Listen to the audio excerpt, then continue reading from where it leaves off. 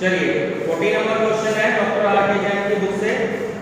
तो from following particulars are furnished by mister Ram Gopal, citizen and resident in India. इस question में एक contribution की सिचुएशन है। Net basic salary after deduction, after deduction पे इसमें अंडरलाइन आप करेंगे। इसमें एक इंपॉर्टेंट बात है ये of contribution to RPF. RPF का पूरा नाम होता है recognised provident fund. All contribution recognized provident fund 25,000, interest credited to recognized provident fund at 9.5% rupees 3,600। और इसके बाद हाउस रेंट अलाउंस आपको गिवन है और unit link insurance plan contribution paid by employer. अब इसमें हमें टैक्सेबल सैलरी कैलकुलेट करनी है। कंट्रीब्यूशन और ये क्वेश्चन जो है 2020 में आया हुआ क्वेश्चन है मुजफ्फरपुर यूनिवर्सिटी में। ध्यान से देखेंगे, बहुत अच्छा क्वेश्चन है। आपको टैक्सेबल सैलरी कैलकुलेट करनी है। कंप्यूटेशन ऑफ टैक्सेबल सैलरी, नाम क्या है इसका? नाम है आपका mister Ram Gopal of mister Ram Gopal, ठीक है। For the assessment year 2020-21। ये लाइन नहीं लिखोगे आपका एक नंबर कट जाएगा, ध्यान देना। चलिए फर्स्ट नंबर है। अब ध्यान दीजिएगा कि इसमें ए और बी दोनों पॉइंट बहुत इंपॉर्टेंट हैं, क्योंकि इसमें मेंशन है कि net basic salary after deduction to contribution after पे अंडरलाइन कर लीजिएगा। अगर आफ्टर वर्ड इसमें मेंशन नहीं होता तो जो बी नंबर पे ओन कंट्रीब्यूशन दे रखे हैं ₹25,000 और कंट्रीब्यूशन टू आरपीएफ ₹25,000, तो वो हम इसको ऐड नहीं करेंगे। ये बात आपको ध्यान रखनी है। सैलरी कैलकुलेट करने के लिए फर्स्ट नंबर पे है आपकी सैलरी। सैलरी आपको दे रखी है इसमें 2,50,000 प्लस 25,000। तो जब आफ्टर की बात करेगा इसमें, तो आपके इसमें 25,000 इसमें ऐड कर देंगे। और अगर आफ्टर वर्ड नहीं दिया होगा क्वेश्चन में तो ये 25,000 इसमें ऐड नहीं होंगे। इस बात का आपको ध्यान रखना है, ठीक। चलिए अब इसमें सी पॉइंट है interest credited to recognised provident fund at 9.5% rupees 3,600। ये बात मैंने कुछ दिन पहले बताई थी कि ये इंटरेस्ट 9.5 तक एग्जम्प्ट होता है। अगर इससे कम होगा या 9.5 से कम होगा तो क्वेश्चन में हम उसको शामिल नहीं करेंगे, क्योंकि वो एग्जम्प्ट होता है। अगर 9.5 से ज्यादा होगा तब हम इसको क्वेश्चन में इंक्लूड करेंगे, तभी ये टैक्सेबल होगा। इस बात का ध्यान रखिएगा, इसलिए हम इसको क्वेश्चन में नहीं लेंगे। नेक्स्ट है आपका D number, house rent allowance. The house is at Bhopal and rent paid amounted to rupees 32,000 और ब्रैकेट क्लोज आपको आउटर कॉलम में दे रहा है 16,400। तो यहाँ पर एचआरए कैलकुलेट करना है आपको, ठीक। कि एचआरए आपका कैसे कैलकुलेट होगा, एचआरए, ठीक है। चलिए 4 लाइन छोड़कर मैं एचआरए की आपको वर्किंग नोट्स बता रहा हूं। हाँ जी, स्टॉप करो।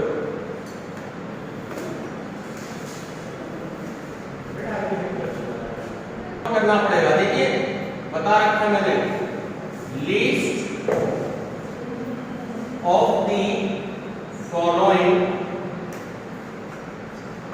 Will be exam.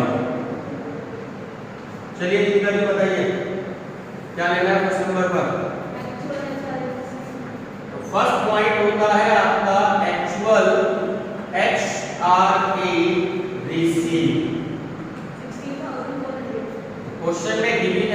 पास में 16,400। ठीक, second point, rent paid minus 10% of salary. अब रेंट पेड देखो क्वेश्चन में कितना गिवन है, रेंट पेड आपको गिवन है 32,000, ब्रैकेट में गिवन है, ठीक है। सैलरी देखो कितनी है, 2,75,000, इसका 10% हो गया आपका 27,500, 4500 या 4,500, ठीक है। चलिए अब देखिए उसने साफ क्लियर कट मेंशन किया है, भोपाल वर्ड उसने यूज कर रखा है, ठीक है। तो दिल्ली, कलकत्ता, चेन्नई और मुंबई नहीं है, ठीक है। अनस के मार्क्स लगाओ, राबिया ऊपर मार्क्स, मेरी छोड़ो आप, मैं आपसे बहुत दूर हूं, आप लोग पास पास बैठे हैं।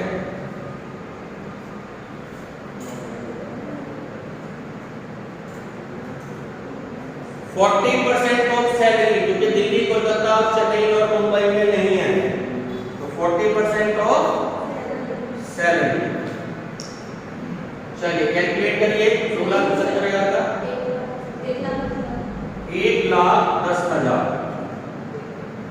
इन तीनों में देखिए सबसे कम क्या है, 4,500। तो अगर हम आपसे बात करें कि एग्जाम HRA, तो वो आपका हो गया 4,500, और टैक्सेबल HRA की अगर हम बात करें तो देखो रिसीव कितना है 16,400, तो 16,400 में से 4,500 माइनस कर दीजिए, 11,900, 11,900 आपका HRA आ गया। इस क्वेश्चन में यहीं पे स्टूडेंट्स गलती करते हैं, यहाँ तक क्लियर है? चलिए ई पॉइंट रखा है unit link insurance plan, unit link insurance plan, इसे क्वेश्चन में हम शामिल करते हैं, ये बात आप याद रखिएगा। देखिए कितना अमाउंट है 3,000। चलिए टोटल करके बताइए, 28,900।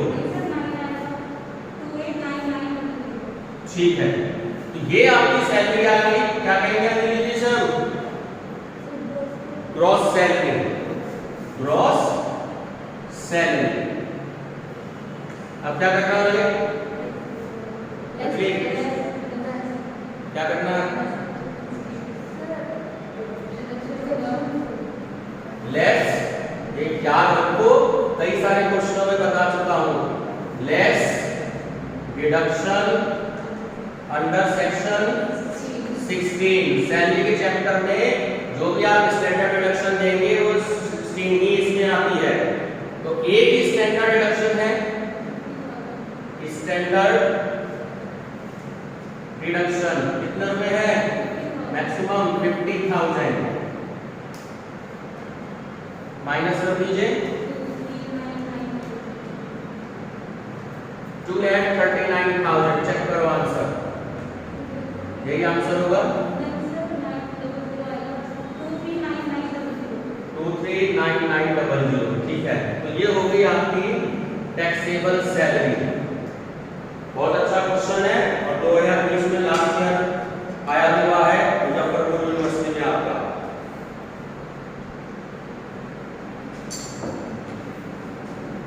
इंपॉर्टेंट क्वेश्चन है और उनसे आप इसे प्रैक्टिस कर लीजिएगा इसकी।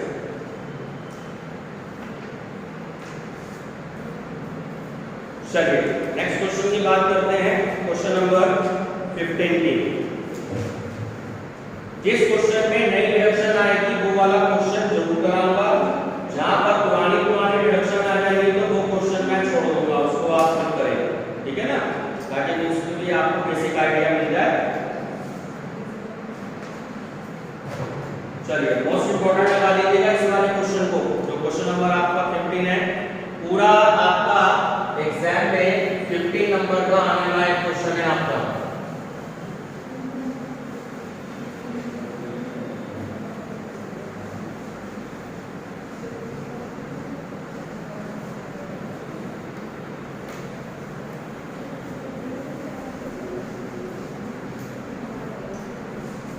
चलिए तो नाम इसमें हम चेंज कर लेते हैं। क्या नाम है आपके पास? मिस्टर पाटिल है, तो मिस्टर पाटिल का नाम चेंज कर लेते हैं, मिस्टर पाटिल। अब इसमें 5-6 चीजें इंपॉर्टेंट हैं जो आपको ध्यान रखनी है। Mister Patil is a technical director of a company इन भारतपुर। भारतपुर है, ध्यान रखना। सैलरी का अगर लेंगे एचआर कैलकुलेट करना है तो 40% आएगा। Furnishing the particulars of his salary for previous year 2020-21 as a, ठीक है। चलिए बोलिए जी फर्स्ट नंबर पे क्या है? चलिए कैलकुलेट करते जाएंगे। फर्स्ट नंबर पे है आपकी बेसिक सैलरी। कितना नाम है? 12,000 into 12, 1,44,000। सेकंड बोलो डियरनेस अलाउंस। अब ध्यान से देखो, आगे ब्रैकेट में मेंशन है नॉट फॉर रिटायरमेंट बेनिफिट, ठीक है। तो 3 लाइनें हो गई, आपको याद रखनी है। Under the terms of employment बोलेगा, forming the part of salary बोलेगा, और थर्ड नंबर पे ये आ गया कि not the term not for retirement benefits. तो अगर नॉट फॉर रिटायरमेंट बेनिफिट्स कह रहा है आपसे तो आप इसको सैलरी में ऐड नहीं करेंगे, ये बात आपको ध्यान रखनी है, ठीक है। नॉट फॉर पर अंडरलाइन कर दीजिएगा। खाली अगर ये मेंशन होता रिटायरमेंट बेनिफिट्स तो हम इसको सैलरी में ऐड करते जब हम सैलरी आगे कैलकुलेट करेंगे। तो ये डीए आपको दे रहा है इसमें 1,200 पर मंथ, तो डीए हो गया, मल्टीप्लाई कर दीजिए 1,200 into 12, 14,400। चलिए थर्ड नंबर। अब 2 चीजें मैं आपको बता दूं, इसमें ध्यान रखिएगा। एक दे रहा है employees contribution to recognised provident fund 10% of basic salary, और employers contribution to RPF recognised provident fund 15% of basic salary. ये बात आपको ध्यान रखनी है। अब इस पे अंडरलाइन कर दीजिएगा, समझा रहा हूं इस क्वेश्चन में। जब आपको जो मतलब है यहां पर एम्प्लॉयर्स कंट्रीब्यूशन से मतलब है, एम्प्लॉइज कंट्रीब्यूशन से नहीं है, इस बात का आपको ध्यान रखना है, ठीक है। कंफ्यूज करने के लिए आपको दिया है 10%, इससे मतलब है हमें एम्प्लॉयर्स कंट्रीब्यूशन 12% तक एग्जाम होता है। अगर 12% या 12% से कम आपको क्वेश्चन में गिवन है तो आप उसको क्वेश्चन में इंक्लूड नहीं करेंगे, यानी कि वो टैक्सेबल नहीं होगा। लेकिन यहाँ पर दे रखा है इसमें इन्होंने 15%, यानी कि सैलरी का 3% आपको इसमें देना है। ये बात क्लियर हो गई, ध्यान रखेंगे बिल्कुल। तो एम्प्लॉयर्स कंट्रीब्यूशन, एम्प्लॉयर्स कंट्रीब्यूशन, ये बात समझ में आ गई। क्या याद रखना इसमें? 12% से अगर ज्यादा है तो ही आप क्वेश्चन में लेंगे, 12% या इससे कम है तो ये टैक्स फ्री होता है, उसमें टैक्स नहीं लगता। अब यहाँ 15% है तो आपने क्या किया, 15% में से 12% को माइनस कर लिया तो कितना आ गया? 3% ऑफ सैलरी। सब सैलरी देखो कितनी है, 1,44,000, इसका 3% कैलकुलेट कर दीजिए, 4,330। अगर क्वेश्चन में आपको ये ऐड करना होगा, forming the part of salary under the terms of employment given होगा, तो आप 1,44,000 में 14,400 भी प्लस करेंगे, तब आप इसको कैलकुलेट करते हैं, ठीक है, ध्यान रखेंगे। चलिए आगे क्या है, 5th number, interest credited to PF का नाम होता है प्रोविडेंट फंड, ठीक है। और 31 अक्टूबर 2020 एट द रेट ऑफ 11%। अब इसमें अंडरलाइन कर लीजिएगा, ये जो पीएफ का मतलब है यहाँ पर आरपीएफ से है, इस बात का ध्यान रखना। पीएफ का मतलब रिकॉग्नाइज्ड प्रॉविडेंट फंड ही होता है और कोई फंड नहीं होता। पिछले क्वेश्चन में ध्यान से देखो, मैंने आपको छुड़वा दिया था क्योंकि वो 9.5% दे रखा था। 9.5% तक एग्जाम होता है, लेकिन यहाँ पर कितना है 11%, तो 9.5 से ज्यादा हो गया। ठीक है, कैलकुलेशन मैंने एक बार जब 4 दिन पहले क्लास चली थी जब भी बताई थी, एक बार दोबारा से बता रहा हूँ, ध्यान से समझ लीजिए कि कैसे कैलकुलेट करेंगे। बार बार मत पूछिएगा कि हमें समझ में नहीं आया। अब क्वेश्चन में अमाउंट आपको ये दे रखा है 5500। अब ध्यान से समझ लीजिए, 5500 तक हमेशा 9.5 से तो मल्टीप्लिकेशन होनी है, क्योंकि 9.5 एग्जाम होता है। अब क्वेश्चन में 11%, 12%, 13%, 15% जितना भी दे रखा हो उससे आपको डिवाइड कर देना है। इसे जब आपने सोल्व किया तो वैल्यू आई 4750। यहां तक की बात क्लियर है? तो 5500 में से ये जो वैल्यू आई 4750 की, इसको माइनस कर देंगे 750 रुपए। ये आपका अमाउंट आ गया। बच्चे यहाँ इसमें गलती कर जाते हैं, समझ में नहीं आ पाता है कैसे करना है। हमेशा 9.5 से मल्टीप्लिकेशन होगी, क्योंकि यहाँ तक एग्जाम होता है और क्वेश्चन में 11, 12, 13, 15, 17 जितना परसेंट दे रखा उससे डिवाइड करोगे और जो वैल्यू आएगी उसको माइनस कर लोगे जो क्वेश्चन में वैल्यू दी गई। ठीक, चलिए नेक्स्ट क्या है, profession tax deducted from his salary. अब देखो प्रोफेशन टैक्स जो होता है ये आपकी डिडक्शन होती है, ये आपकी अंडर सेक्शन 16 में होता है। इसको हम कभी भी ग्रॉस सैलरी में शामिल नहीं करते, इस बात का आपको ध्यान रखना है। चलिए आगे देखिए, आगे क्या है जी बताइए प्राची जी।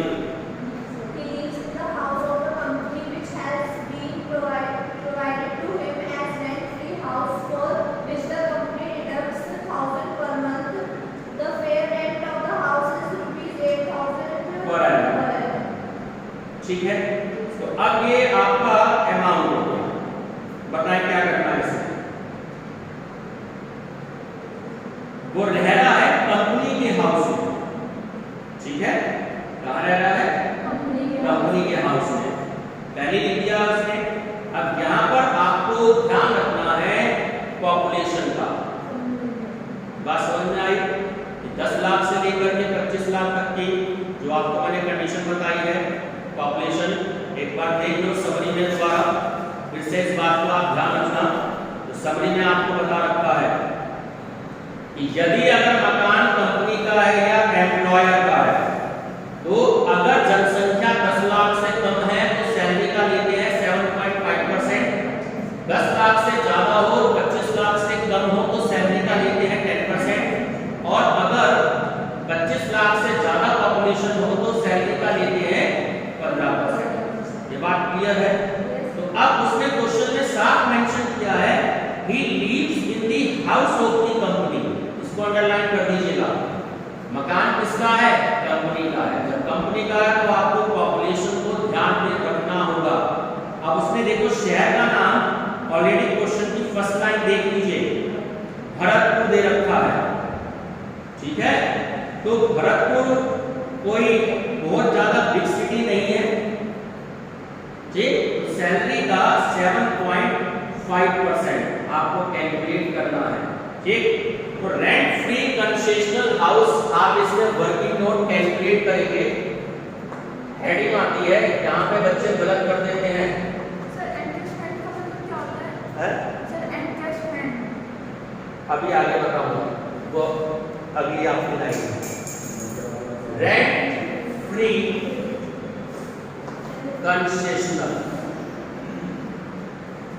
ठीक है, तो रेंट फ्री कंसेशनल। अब आपको यहाँ पर अमाउंट कैलकुलेट करना है हाउस का। या तो वर्ड देगा ऑक्यूमेंटेशन या वर्ड देगा हाउस, तो कंफ्यूज मत होना, बात एक ही होती है। ऑक्यूमेंटेशन को भी हिंदी में मकान कहते हैं, हाउस को भी। ठीक, तो फर्स्ट नंबर में क्या कैलकुलेट करना है बताएंगे। अब आपको यहाँ पे एडजस्टमेंट डिडक्शन लेनी है, तो सबसे पहले आप सैलरी कैलकुलेट करोगे। ठीक है, तो सैलरी देखो सबसे पहले क्वेश्चन में आपको ये दे रखी है, एक तो दे रखी है 1,44,000, ये 1,44,000, और क्या ऐड करूंगा इसमें सैलरी में,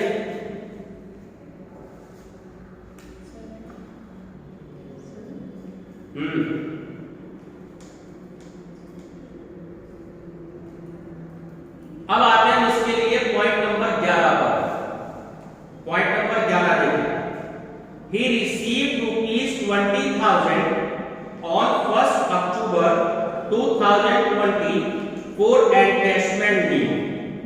ही was entitled as per rule to 30 days leave for every year of service. इसका मतलब यह है कि जब कोई एम्प्लॉय अपनी सर्विस पर जॉब पर होता है तो उसको कुछ छुट्टियां मिलती हैं, कुछ लीव मिलती है।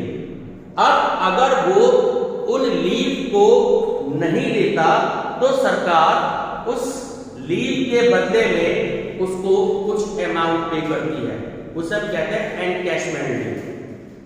बात समझ में आ गई? जो छुट्टियां सरकार ने दी, एम्प्लॉय ने नहीं ली, कुछ ले ली कुछ नहीं ली, तो जो छुट्टियां बच गई, जो लीव बच गई उसकी, तो सरकार उसके बदले में अमाउंट पे करती है, उसको एनकैशमेंट लीव कहते हैं। ठीक है, और इसके बारे में अगला चैप्टर हम पढ़ेंगे डिटेल में।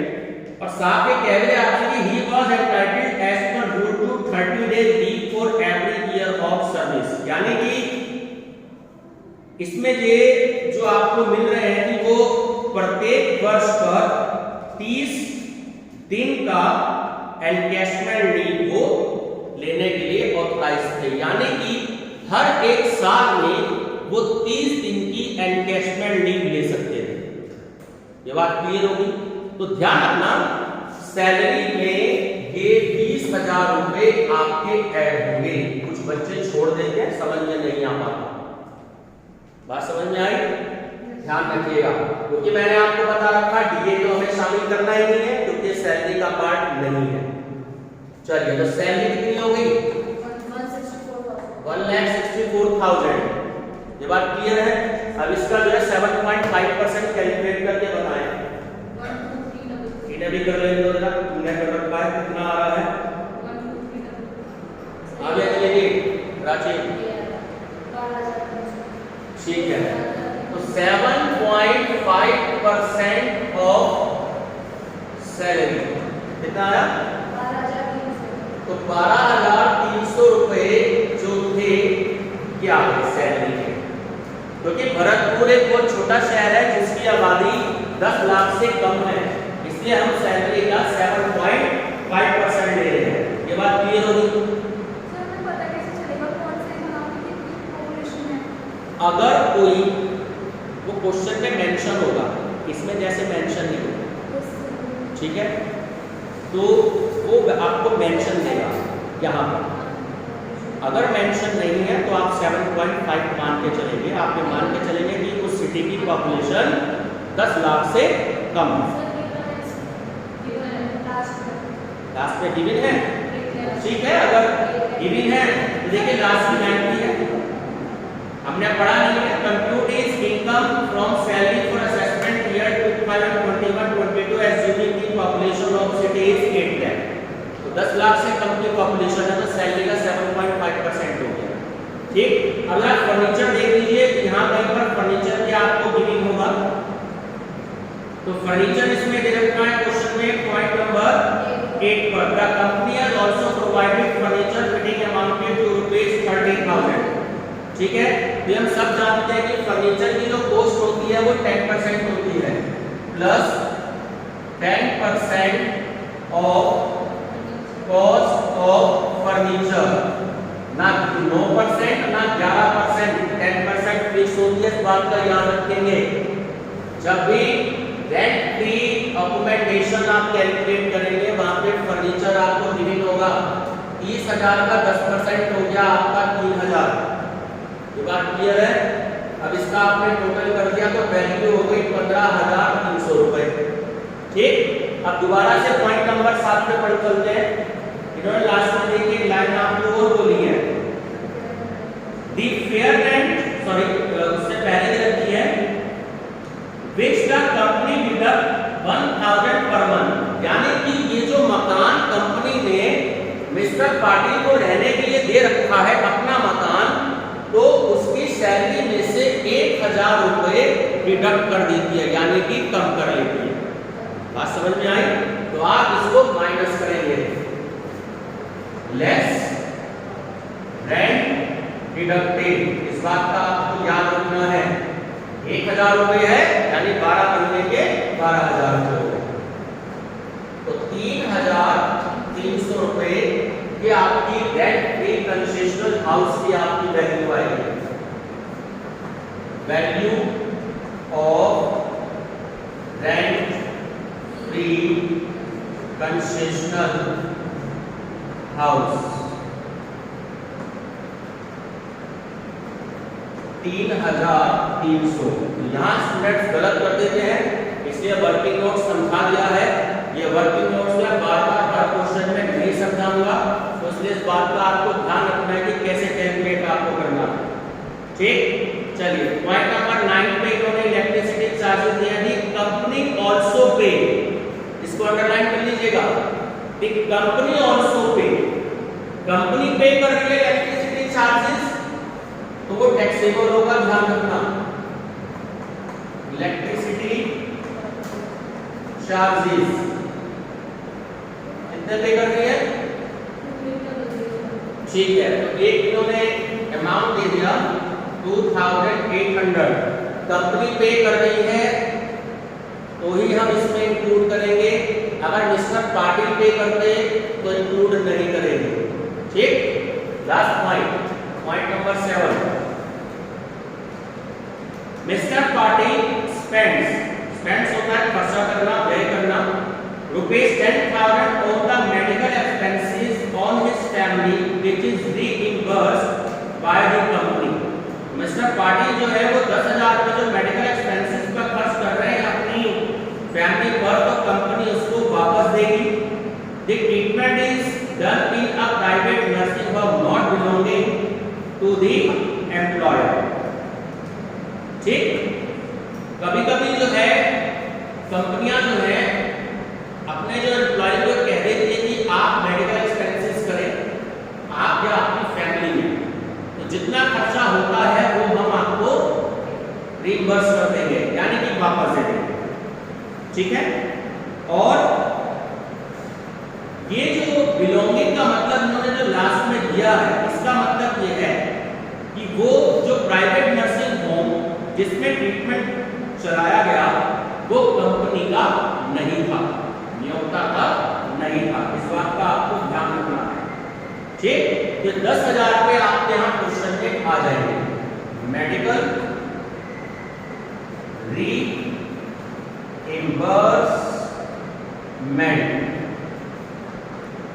10,000। अब आगे कुछ नहीं है क्वेश्चन में, चलिए टोटल बता दीजिए कितना आ गया।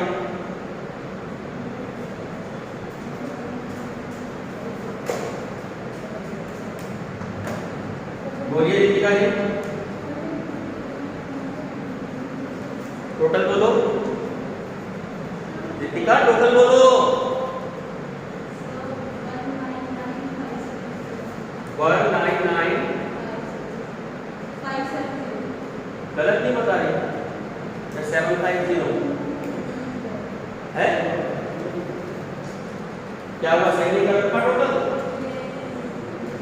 करके देख क्या? चलो यही आ रहा है, चलो कोई बात नहीं, पता लग जाएगा आंसर का। 199,570। चलिए लेस डिडक्शन अंडर सेक्शन 16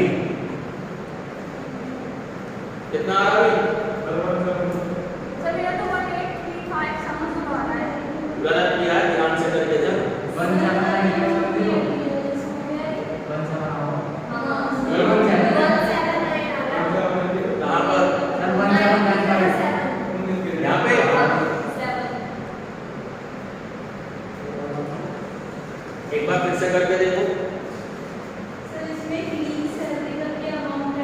या क्वेश्चन अमाउंट मैंने छोड़ दिया? अच्छा हाँ, लीव वाला छोड़ दिया ना, तो बताना चाहिए ना तो आएगा। ये जो आपको हमने 20,000 रुपए जो दिए थे लीव सैलरी के, तो इसको जो है यहाँ पर ऐड कर लो लीव। भाई जब हमने यहाँ पर ऐड किया था इधर देखो, तो यहाँ पे तो लिखना था, तो लिखना भूल गए, लीव सैलरी 20,000। ठीक, चलिए अब स्टैंडर्ड डिडक्शन अंडर सेक्शन 16 में ये जो हमने प्रोफेशनल टैक्स छोड़ा था, पॉइंट नंबर जो आपका 6 था, ठीक है, दूसरे नंबर पर, पहले नंबर पे तो आपके आ जाएगा स्टैंडर्ड डिडक्शन। स्टैंडर्ड डिडक्शन ये आपकी 50,000 रुपए तक है, ये आप सब जानते ही हैं। और सेकंड है आपका प्रोफेशनल टैक्स, बोलो कितना है? 110 रुपए। चलिए 12 से मल्टीप्लाई कर दो 110 को, कितना? 1320। टोटल कर दीजिए 51320। बताइए माइनस करके क्या अमाउंट आया? 148। ये क्या आंसर? तो क्या कहेंगे हम इसे? Taxable salary. ये अपने आप में पूरा फुल क्वेश्चन है, इससे ज्यादा लेंथी क्वेश्चन आपको एग्जाम में नहीं आएगा। पॉइंट भी चाहे चेंज हो सकते हैं, 2 पॉइंट कम हो या 2 पॉइंट ज्यादा, लेकिन ये अपने आप में पूरा वर्किंग नोट्स है। तो ये वर्किंग नोट्स आपका इसमें हो गया, ये वर्किंग नोट्स आपका इसमें हो गया। हाँ भी एचआरए नहीं दिया हुआ, अगर हमें इस क्वेश्चन में एचआरए दे देता तो हमें उसका भी वर्किंग करना होगा, ठीक है, बाकी कल करेंगे। चलिए